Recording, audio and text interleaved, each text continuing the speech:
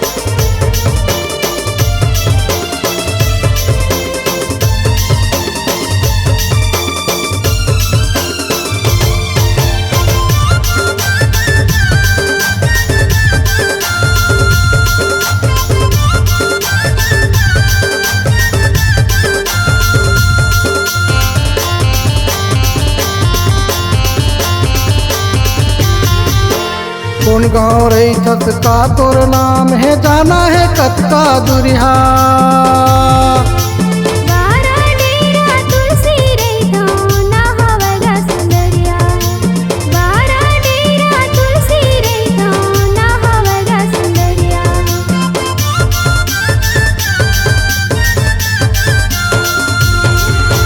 कौन गाँव रही थत का तोरे नाम है, जाना है कतका दुरिहा।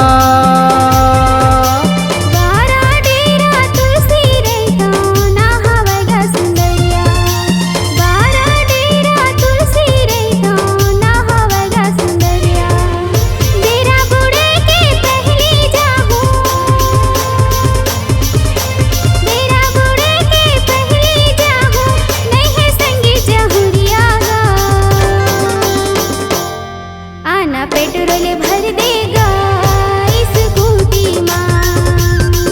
आना पेट्रोल भर देगा इस स्कूटी माँ।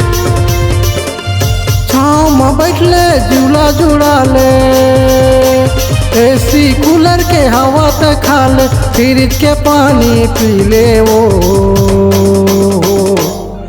आना पेट्रोल भर दो इस स्कूटी माँ। आना पेट्रोल भर दो इस स्कूटी माँ। आना पेट्रोल भर दो इस स्कूटी माँ। आना पेट्रोल भर देगा इस स्कूटी माँ। आना पेट्रोल भर दो इस स्कूटी माँ।